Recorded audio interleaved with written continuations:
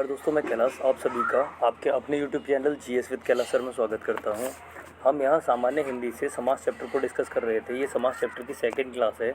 इस क्लास की शुरुआत में यानी फर्स्ट क्लास में हमने जो देखा, समास का जो अर्थ होता है क्या होता है, संक्षेपीकरण, मतलब संक्षिप्त करना इसका शाब्दिक अर्थ होता है। परिभाषा जो दी गई है समास की वो क्या होगी, दो या दो से अधिक शब्दों से मिलकर बने हुए एक नवीन एवं सार्थक पद को समास कहते हैं। एक सार्थक शब्द को समास कहा जाता है। चलिए, तो हमने इसके बारे में कुछ क्वेश्चंस को लगाया। आज हम इसका ये जो सेकंड सीरीज है समास की, इसमें हम अध्यायवार प्रश्नकोश का संकलन जो है उसे देखेंगे। तो चलिए देखते हैं, यहाँ पर कुछ क्वेश्चंस होंगे और उनके आंसर्स हम डिस्कस करते हुए आगे बढ़ेंगे। चरण कमल में समास है। चरण कमल जो शब्द है इसमें कौन सा समास हो जाएगा, तो हम जानते हैं चरण कमल शब्द में जो समास होगा ये होगा कर्मधारय समास। कर्मधारय समास में उत्तर पद प्रधान होता है एवं पूर्व पद एवं उत्तर पद में उत्तर पद प्रधान होता है तथा पूर्व पद एवं उत्तर पद में विशेषण विशेष्य या उपमेय उपमान का संबंध पाया जाता है। तो चरण और कमल, चरण किसके समान है, कमल के समान। आंसर क्या हो जाएगा, कर्मधारय। चलिए बढ़ेंगे अगले क्वेश्चन की तरफ। देखिए आंसर क्या था इसका, कर्मधारय। चौराहा शब्द में कौन सा समास है, तो यहाँ क्वेश्चन पूछा गया चौराहा में कौन सा समास है। हम जानते हैं कि जो ये समास होता है, इस समास में चार ऑप्शन दिए गए, द्वंद्व, द्विगु, तत्पुरुष और कर्मधारय। तो चौराहा शब्द में कौन सा समास हो जाएगा, पहला जो पूर्व पद है ये कैसा दिया हुआ है, ये संख्यावाचक दिया हुआ है। अगर पूर्व पद संख्यावाचक विशेषण होता है तब कौन सा समास हो जाता है, तब द्विगु समास होता है। तो इस प्रकार से इसका आंसर हो जाएगा सी। पढ़ेंगे सप्तर्षि में कौन सा समास है, तो सप्तर्षि जो है इसमें भी पहला शब्द जो है वो किस प्रकार का है, इसमें भी जो आपका पहला शब्द दिया गया है ये सप्तऋषि, अर्थात क्या हो जाएगा, इसमें भी जो समास होगा द्विगु समास हो जाएगा। आंसर हो जाएगा डी। बढ़ेंगे अगले क्वेश्चन की तरफ। यथारुचि में समास है। यथारुचि में कौन सा समास है, तो देखिए यथारुचि में कौन सा समास होता है, यथारुचि हमने देखा जो अव्ययभाव समास होता है इसमें पूर्व पद जो होता है वो अव्यय होता है और वह प्रधान होता है। और इस समास में प्रति, यथा, आ, अनु, भर इस प्रकार के शब्द हैं वो प्रयोग में लाए जाते हैं।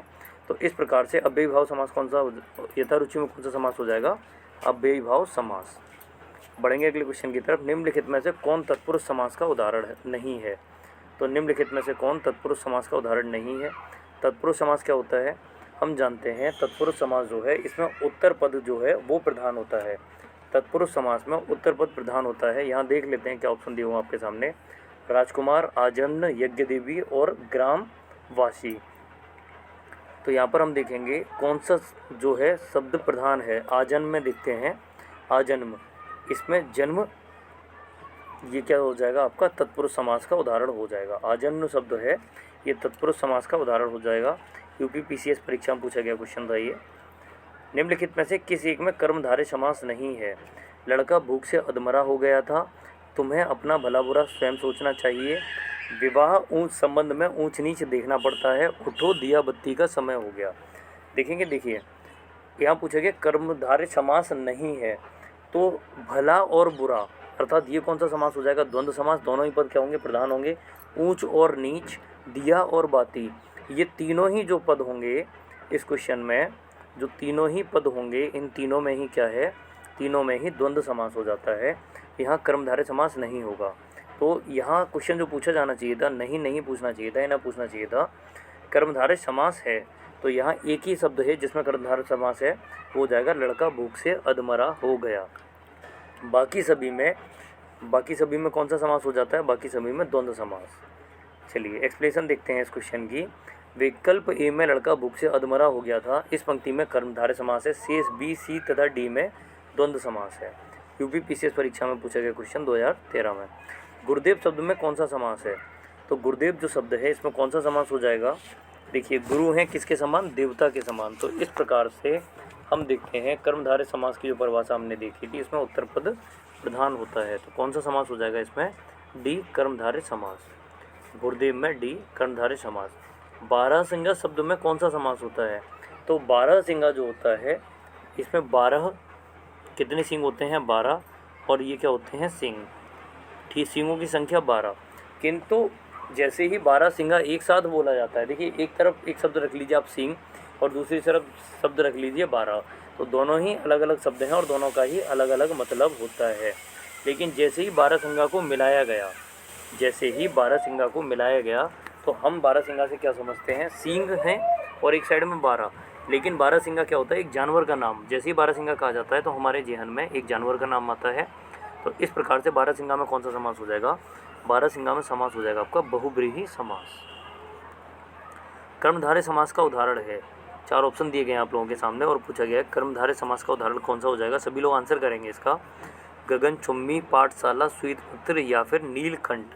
तो हम जानते हैं कर्मधारय समास जो होता है इसमें उत्तर पद प्रधान होता है, पूर्व पद एवं उत्तर पद में विशेषण, विशेष्य, उपमेय, उपमान का संबंध पाया जाता है। इसमें विशेषण, विशेष्य और उपमेय, उपमान का संबंध पाया जाता है। तो इस प्रकार देखेंगे यहाँ पर क्या हो जाएगा, इसमें श्वेत और पत्र एक दूसरे को जो है विशेषता बता रहा है। पत्र की विशेषता कौन बता रहा है, श्वेत विशेष। देखेंगे यहाँ पर पत्र की विशेषता किसके द्वारा बताई जा रही है, पत्र की विशेषता बताई जा रही है श्वेत के द्वारा। तो इसमें कौन सा समास हो जाएगा, कर्मधारय समास। परमानंद में कौन सा समास है, चलिए देखिए परमानंद में कौन सा समास है। परमानंद में समास हो जाएगा आपका बी कर्मधारय समास। आनंद कैसा है, परम। निम्नलिखित में से कौन सा समास नहीं है, पूछा गया इनमें से समास कौन सा नहीं है। तो हम जानते हैं समास कितने प्रकार के होते हैं, मुख्य तौर पर समास के 6 प्रकार होते हैं। अब बेईभाव समास, द्वंद्व समास, बहुब्रीहि समास, इसके अलावा तत्पुरुष समास, कर्मधारय समास और द्विगु समास। कर्म कारक जो है ये समास नहीं होता। क्या पूछा गया था कौन सा समास नहीं है, तो कर्म कार्य जो होगा ये समास नहीं होगा। चलिए अगले क्वेश्चंस देखेंगे हम। समास में कौन से, किस समास में दोनों पद प्रधान होते हैं, तो हम जानते हैं द्वंद्व समास में दोनों पद प्रधान होते हैं। द्वंद्व समास में दोनों पद प्रधान होते हैं और अगर इसका विग्रह किया जाए तो शब्द होते हैं वो और, अथवा, या, एवं, इन शब्दों से मिलकर बने होते हैं। किस समास में प्रथम पद संख्यावाची तथा अंतिम पद संज्ञा होता है, किस समास में प्रथम पद जो है संख्यावाची और अंतिम पद संज्ञा होता है, तो हम जानते हैं ये किस में होता है, प्रथम पद संख्यावाची विशेषण होता है और अंतिम पद होता है वह प्रधान होता है या संज्ञा होता है, ये होता है आपका द्विगु समास। महाजन शब्द में समास है, देखिए महाजन शब्द में कौन सा समास हो जाएगा, तो आप देखिए महाजन जो शब्द है इसमें कर्मधारय समास हो जाएगा। कौन सा समास हो जाएगा, कर्मधारय समास, जिसमें कोई पद प्रधान नहीं होता तथा अन्य पद प्रधान होता है। ऐसा कौन सा समास होता है, कोई पद प्रधान नहीं होता, अर्थात जो दिए हुए हमारे 2 पद होते हैं ये दोनों ही पद होते हैं ये अप्रधान होते हैं और कोई तीसरा या अलग ही सांकेतिक जो अर्थ प्रदान करता है वो वाला पद प्रधान हो जाता है। और ये किसकी विशेषता है, बहुब्रीहि समास की। ये किसकी विशेषता हो जाती है, बहुब्रीहि समास की। जलमग्न शब्द में समास होगा, जल में डूबा हुआ, इस शब्द में कौन सा समास हो जाएगा, तो हम देखते हैं जलमग्न शब्द में जो समास होगा वो होगा आपका तत्पुरुष समास। मग्न मतलब डूबा हुआ, तो यहाँ पर क्या है, तत्पुरुष समास हो जाएगा, उत्तर पद प्रधान है। वज्रपाणी शब्द में कौन सा समास होगा, जिसने वज्र को धारण किया हुआ है, वज्र को अपने पास रखा हुआ है। तो हम देखेंगे वज्र एक अलग शब्द है और धारण करने वाला यानी पानी जो है एक अलग शब्द हो जाता है। लेकिन जब दोनों को मिलाते हैं तो वज्र को अपने हाथ में किसने धारण किया हुआ है, वज्र को इंद्र के द्वारा धारण किया गया है।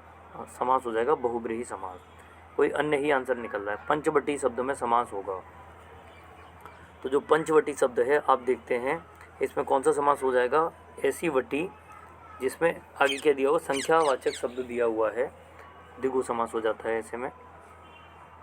सुनीता के बच्चे घास फूस की तरह बढ़ रहे हैं, तो बच्चों की तुलना किससे कर दी गई, बच्चों की तुलना जो है घास फूस के द्वारा कर दी गई, घास और फूस। तो इस प्रकार से इसमें कौन सा समास हो जाएगा, इसमें समास हो जाएगा आपका द्वंद्व समास।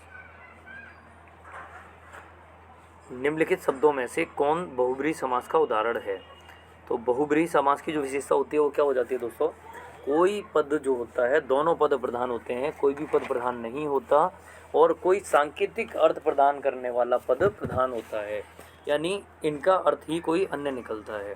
तो इस प्रकार हम देखेंगे निम्नलिखित में से बहुब्रीहि समास का उदाहरण क्या हो जाएगा, तो बहुब्रीहि समास का जो उदाहरण हो जाएगा वो हो जाएगा आपका शूलपाणी, जिसने अपने हाथों में शूल को पकड़ रखा है। तो आंसर क्या हो जाएगा आपका? आंसर हो जाएगा शूलपाणी, अर्थात जिस किसी ने अपने हाथ में शूल को पकड़ रखा है उसे हम क्या कहेंगे? उसे हम शूलपाणी कहेंगे। ठीक है, जैसे चक्रपाणी है विष्णु को कहा जाता है, चंद्रमौली है शंकर को कहा जाता है, नीलकंठ है ये शिव को कहा जाता है। चलिए बढ़ेंगे अगले क्वेश्चन की तरफ। निम्नलिखित में से कौन सा शब्द द्विगु समास है? तो देखिए द्विगु समास पूछा गया है, भुजदंड, बलाबुरा, माखन चोर या फिर चतुर्भुज। तो हम जानते हैं द्विगु समास में जो पहला पद होता है वो क्या होता है? वो संख्यावाचक होता है। तो आंसर क्या हो जाएगा? 21वें क्वेश्चन का आंसर हो जाएगा डी। प्रतिदिन शब्द में कौन सा समास होगा? प्रतिदिन आपको बताया गया था अव्ययी भाव समास होता है, इसमें पूर्व पद ही प्रधान होता है, अव्यय होता है। और यह समास में जो पहले पद होते हैं यानी पूर्व पद होते हैं वह प्रति, यथा, आ, अनु, भर इस प्रकार के शब्दों से मिलकर बनता है। तो इस प्रकार प्रतिदिन में कौन सा समास हो जाएगा? प्रतिदिन में समास हो जाएगा आपका अव्ययी भाव समास। बढ़ेंगे अगले क्वेश्चन की तरफ। जिन समस्त पदों में पहला शब्द संख्यावाची हो और उससे समुदाय का बोध होता हो उसे कहते हैं। जिन समस्त पदों में पहला शब्द जो होगा वो संख्यावाची होगा और उससे समुदाय का बोध होता है, ऐसे को क्या कहा जाता है? तो 23वें क्वेश्चन का हमारा जो आंसर हो जाएगा, अब देखिए पहला पद क्या बताया गया? इसमें पहला पद बताया गया संख्यावाची, और इस प्रकार का समास कौन सा हो जाता है? द्विगु समास। जिसमें पहला पद विशेषण और दूसरा शब्द विशेष्य हो उसे कौन सा समास कहा जाएगा? पहला पद विशेषण हो और दूसरा पद जो हो वो विशेष्य हो जाए तो इस प्रकार का जो समास होगा कर्मधारय समास। कौन सा समास हो जाता है ये? कर्मधारय समास। कर्मधारय समास के हम जैसे उदाहरण समझना चाहें तो कर्मधारय समास के जो उदाहरण हो जाते हैं आपके वो हो जाते हैं पुरुषोत्तम, नीलकंठ, नीलकमल। जैसे हम देखेंगे नीलकमल में नीला कमल की बात कही जा रही है, अर्थात कमल कैसा है? नीला। तो पहला पद नील जो पद दिखा रहा है रंग को, ठीक है, वो कलर को दिखा रहा है, जैसे कलर कैसा है? नीला। और दूसरा शब्द हो जाता है कमल जो विशेष्य है। विशेषण क्या है? नील, और कमल क्या है यहाँ पर? विशेष्य। ये एक उदाहरण था जिसके द्वारा हम इसे समझने का प्रयास कर रहे थे। जिस समास में दूसरा शब्द प्रधान रहता है उसे कहते हैं। तो दूसरा पद समास रहने वाले, पद प्रधान रहने वाले जो समास होते हैं वो होते हैं आपके तत्पुरुष समास, इसके अलावा कर्मधारय समास और द्विगु समास। तो इन तीन समासों में तत्पुरुष, कर्मधारय और द्विगु समासों में उत्तर पद प्रधान होता है। यहाँ पे कौन सा ऑप्शन दिया गया है? हम देखेंगे ऑप्शन दिया गया है तत्पुरुष। तो तत्पुरुष समास में कौन सा पद प्रधान हो जाता है? इसमें दूसरा शब्द प्रधान होता है जिसे उत्तर पद भी कहा जाता है। कृष्ण और सुदामा गुरु भाई थे, रेखांकित में समास है। तो गुरु भाई यहाँ पे पूछा गया, गुरु भाई थे और गुरु भाई में समास कौन सा हो जाएगा? तो गुरु भाई में समास पूछा गया यहाँ पर, और हम देखेंगे गुरु भाई में समास कौन सा हो जाता है? ये हो जाता है तत्पुरुष समास। तत्पुरुष समास। चलिए अगला क्वेश्चन देखेंगे। लड़की चौलड़ी पहने है, तो लड़की ने कैसी लड़ी पहन रखी है? चौलड़ी।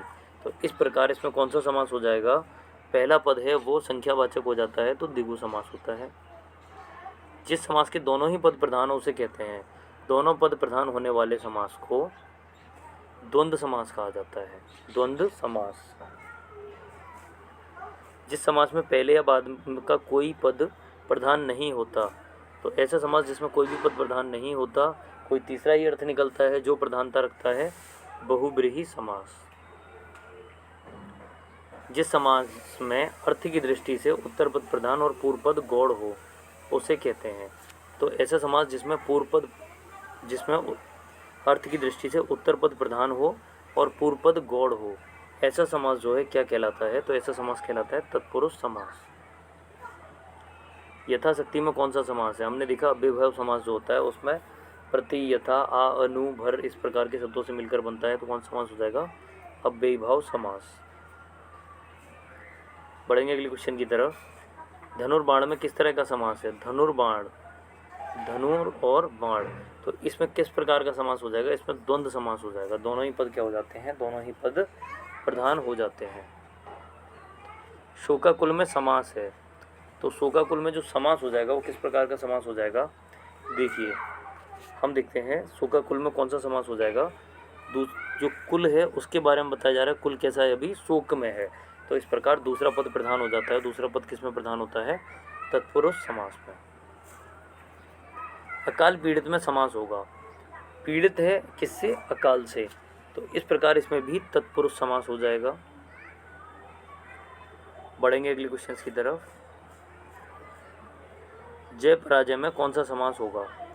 तो जय और पराजय हम इस प्रकार से संबोधित करते हैं, जय और पराजय। इस प्रकार दोनों पद की प्रधानता वाला समास हो जाएगा और ये हो जाएगा आपका द्वंद्व समास। पड़कुटी शब्द का समास है। पड़कुटी शब्द में कौन सा समास हो जाता है? तो इसमें समास हो जाएगा आपका तत्पुरुष समास। सिंह द्वार शब्द में समास है, सिंह का द्वार। तो इस प्रकार हम देखेंगे इसमें कौन सा समास हो जाएगा? इसमें तत्पुरुष समास हो जाएगा, क्योंकि हम जानते हैं जो आपका तत्पुरुष समास होता है, इस तत्पुरुष समास को भेद करते हुए हम देखेंगे कर्म तत्पुरुष, करण तत्पुरुष, संप्रदान, अपादान, संबंध और अधिकरण। अर्थात इसे कारकों में लुप्त कारक चिन्ह के द्वारा इसे तत्पुरुष भी कहा जाता है। और यह किस प्रकार का हो जाएगा? सिंह का द्वार। सिंह का द्वार अर्थात संबंध बताया जा रहा है, तो ये संबंध तत्पुरुष हो जाएगा। कोशकार में कौन सा समास हो जाता है? तो कोशकार में जो समास होगा ये कौन सा समास हो जाएगा? ये हो जाएगा आपका तत्पुरुष समास। यथोचित, यथोचित में कौन सा समास होगा? तो आपको लगातार बताया जा रहा है यज्ञ विभाव समास में पूर्व पद प्रधान होता है और प्रति, यथा, यथो, आ, अनु इस प्रकार के शब्द जो हैं इसमें पाए जाते हैं। तो आंसर क्या हो जाएगा? डी। नरभक्षी, नरभक्षी पूछा गया है। नरभक्षी शब्द में कौन सा समास हो जाएगा? तो भक्षण करने वाला किसका? नर का। नर का भक्षण करने वाला। तो इसमें कौन सा शब्द जो है वो प्रमुख हो जाएगा? इसमें दूसरा पद होगा वो प्रधान हो जाएगा। इस प्रकार से यहाँ पे जो समास होगा वो होगा आपका तत्पुरुष समास। तत्पुरुष समास। नीलांबर, नीला है अंबर जिसका, नीला है अंबर जिसका। तो इस प्रकार से इसका आंसर क्या हो जाएगा? नीला है अंबर जिसका बहुब्रीहि समास। तो आपका बहुब्रीहि समास होता है। दोनों ही पद इसमें कैसे होते हैं? इसमें दोनों ही पद जो होते हैं ये आपके अप्रधान होते हैं, कोई तीसरा ही पद निकलता है, अर्थात जिसने नीले वस्त्र धारण कर रखे हों। चलिए बढ़ेंगे अगले क्वेश्चन की तरफ।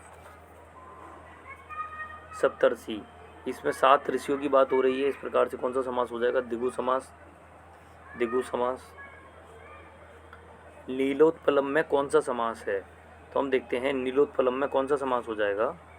नीलोत्पलम में कौन सा समास हो जाएगा?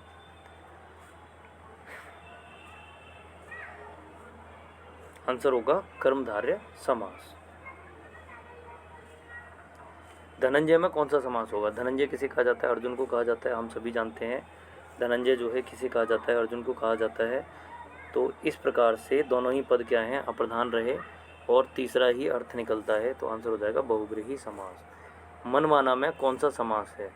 मनमाना, मनमाना में कौन सा समास हो जाएगा? तत्पुरुष समास। कतर व्योंत में कौन सा समास है? कतर व्योंत में कौन सा समास हो जाता है? ये हो जाएगा आपका द्वंद्व समास। चलिए अगले क्वेश्चन की तरफ बढ़ेंगे। हानि लाभ में कौन सा समास है? हानि तथा लाभ में कौन सा समास है? आंसर हो जाएगा हमारा हानि और लाभ, जैसे हम खुद ही पढ़ रहे हैं ऐसे। तो इसमें हो जाएगा इनमें से कोई नहीं, इनमें से कोई नहीं। तो हानि और लाभ जो है इसमें दोनों ही पद हैं, एक दूसरे के विपरीत हो जाते हैं, एक दूसरे के विपरीत बोध कराते हैं। और यहाँ पे क्या हो जाएगा? दोनों ही पद कैसे हो जाएंगे? प्रधान हो जाएंगे। विपरीत बता रहे हैं अर्थात साथ साथ नहीं चल रहे, दोनों ही पद हो जाएंगे, समान हो जाएंगे। तो इस प्रकार से दोनों पद प्रधान हो जाते हैं और इनमें समास कौन सा हो जाएगा? द्वंद्व समास। हानि और लाभ में जो समास होगा वो कौन सा होगा? द्वंद्व समास। तो इस प्रकार से इनमें से कोई नहीं सही आंसर होगा। जय पराजय में कौन सा समास है? तो जय और पराजय, जय और पराजय, इसमें कौन सा समास हो जाएगा? हम देखते हैं द्वंद्व समास।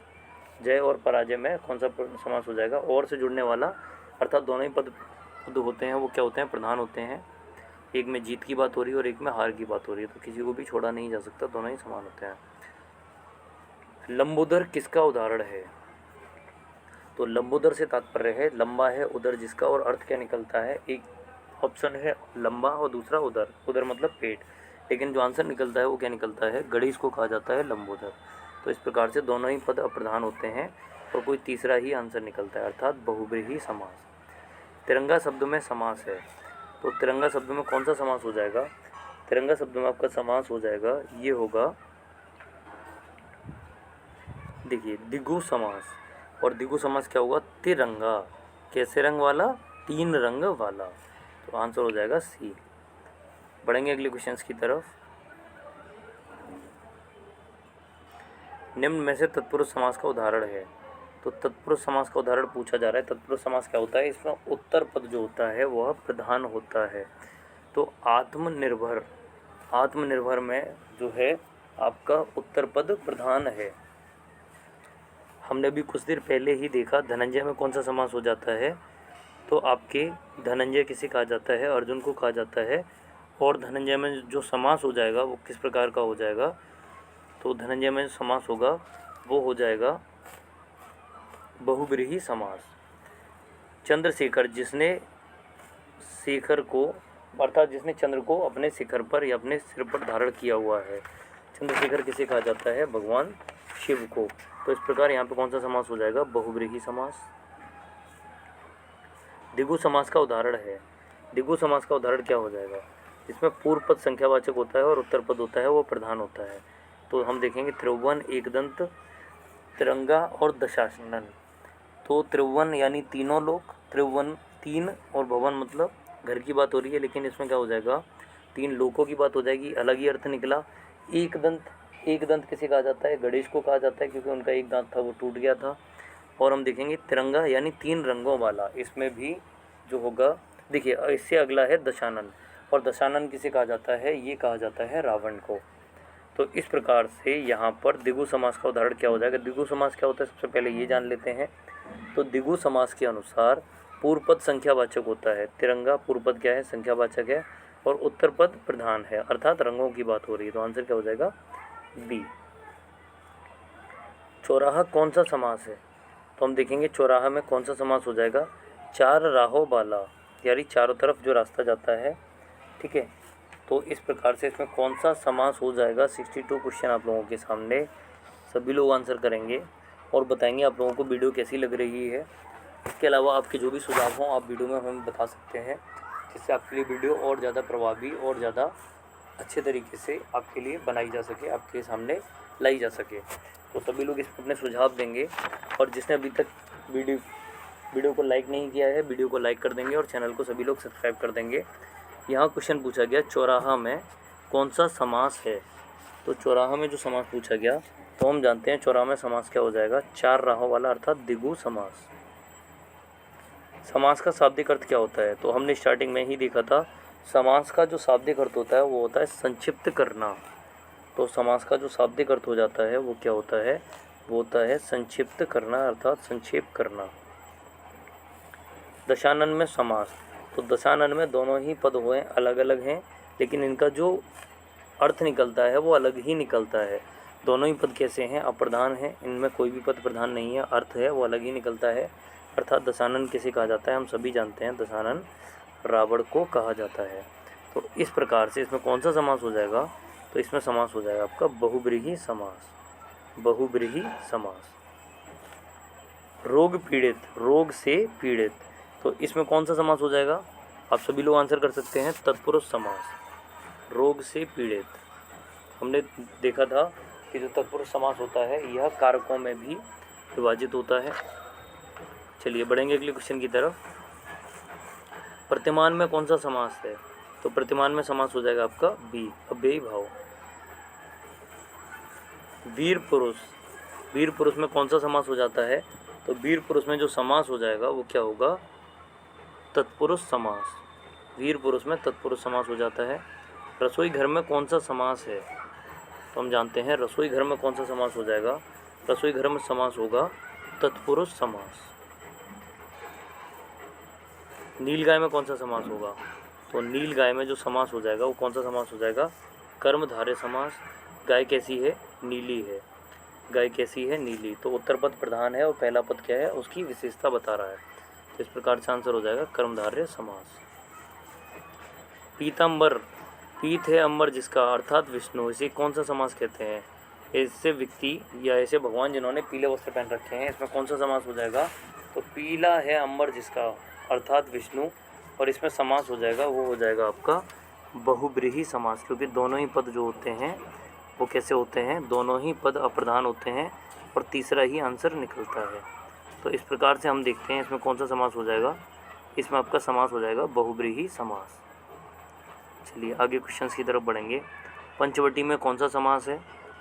पंचवटी में द्विगु समास है। घनश्याम में कर्मधारय समास, कर्मधारय समास। पीताम्बर फिर से पूछा गया, ऊपर भी पूछा गया था, फिर से पूछा गया, तो पीताम्बर में कौन समास हो जाएगा? हो जाएगा आपका बहुब्रीहि समास। यथाशक्ति में समास अव्ययी भाव समास होगा। दो शब्द समास बनाकर तीसरे शब्द का विशेषण बन जाए तो उसे क्या कहते हैं? जब दो शब्द समास बनाकर तीसरे शब्द का विशेषण बन जाए तो इस प्रकार का जो समास होता है वो कौन सा समास कहलाता है? तो इस प्रकार का जो समास होगा वो आपका बहुब्रीहि समास कहलाएगा। तीसरा ही विशेषण बन जाए तो बहुब्रीहि समास। अनायास में समास है, तो अनायास में जो समास होता है वो कौन सा समास हो जाता है? नद समास। चंद्रशेखर, जिसने सिर पर चंद्रमा को धारण किया हुआ है, उसे क्या कहा जाएगा? उसे कहा जाएगा चंद्रशेखर। आंसर हो जाएगा आपका सी बहुब्रीहि। रात दिन, रात और दिन दोनों ही पद कैसे होते हैं? प्रधान हो जाते हैं, तो इसमें समास हो जाएगा द्वंद्व समास। बहन भाई, बहन और भाई, तो इस प्रकार से इसमें भी समास होगा, वह भी द्वंद्व समास हो जाएगा। दशमुख, जिसके 10 मुख हों, और 10 मुख किसके हैं? ये रावण के होते हैं। 10 मुख जो होते हैं वो रावण के होते हैं। तो इस प्रकार से दशमुख शब्द से क्या समझ में आया? दशमुख में दो अलग अलग शब्दों से मिलकर बना है, तो दोनों के ही अलग अलग अर्थ होते हैं। लेकिन जब इन्हें साथ में लिखा जाता है तो तीसरा अर्थ निकलता है, अर्थात बहुब्रीहि समास। यथाशक्ति में समास बहुत बार डिस्कस हो चुका आज की क्लास में, अव्ययी भाव समास। देशभक्ति, तो देशभक्ति में कौन सा समास हो जाएगा? देश की भक्ति करने वाले, अर्थात इसमें समास हो जाएगा आपका तत्पुरुष समास। दूसरा पद है वो कैसा है? वो प्रधान है। चलिए अगले क्वेश्चन की तरफ बढ़ेंगे। हस्तलिखित में समास, तो हस्तलिखित में समास हो जाएगा आपका तत्पुरुष। त्रिनेत्र में समास, तो त्रिनेत्र में जो समास होगा वो क्या हो जाएगा? त्रिनेत्र में समास हो जाएगा आपका बी बहुब्रीहि समास। बहुब्रीहि समास, 3 नेत्रों वाला, और ये किसे कहा जाता है? 3 नेत्रों वाला जो कहा जाता है ये शिव को कहा जाता है, तो अलग ही अर्थ निकला। भरपेट, हमने देखा था ये किस प्रकार का समास हो जाएगा? ये हो जाएगा आपका अव्ययी भाव समास। आनंद मग्न, आनंद में डूबा हुआ, और इसका हो जाएगा आपका तत्पुरुष समास। आनंद मग्न फिर से पूछा गया, और समास कौन सा हो जाएगा? तो तत्पुरुष समास ही हो जाएगा। वनवास, वनवास में कौन सा समास है? तो हम जानते हैं वनवास में जो समास होगा ये आपका वन के लिए या वन में वास करना, तो तत्पुरुष समास हो जाएगा। पंचवटी, पंचवटी में समास होगा आपका, ये हो जाएगा द्विगु समास। पीताम्बर, पीला है जिसका अंबर, अर्थात जिसने पीले कपड़े पहन रखे हैं, और ये हो जाएगा बहुब्रीहि। नरोत्तम, नरोत्तम में कौन सा समास होगा? तो आंसर हो जाएगा आपका बी तत्पुरुष समास। बी तत्पुरुष समास। आजन्म में समास पूछा जा रहा है, और ये अक्सर पूछ लिया जाता है क्वेश्चन, तो आजन्म में समास होगा आपका अव्ययी भाव समास, क्योंकि अव्ययी भाव समास से हम समझते हैं पूर्व पद होता है वो कैसा होता है? प्रधान होता है।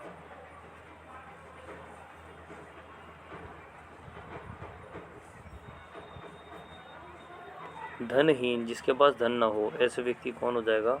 तो जिसके पास कोई भी धन ना हो उसे धनहीन कहा जाता है, इसमें तत्पुरुष समास हो जाएगा।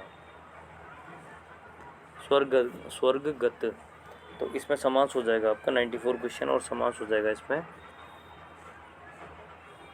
ए तत्पुरुष समास।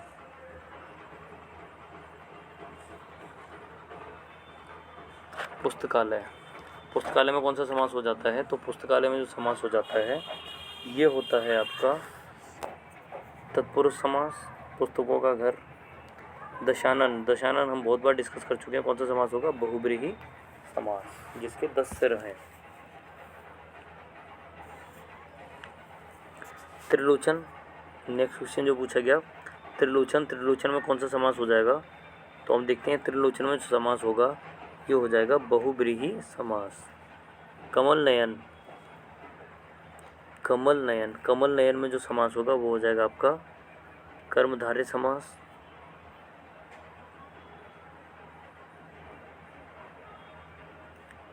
चलिए, त्रिलोचन हो चुका, द्वंद्व समास। इसके बाद हम देख रहे थे कमल नयन, और कमल नयन में समास हो जाएगा कर्मधारय समास।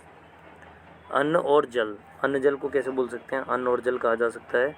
तो इस प्रकार यहाँ पर दोनों ही पद प्रधान हो जाते हैं और आंसर क्या हो जाएगा आपका? द्वंद्व समास।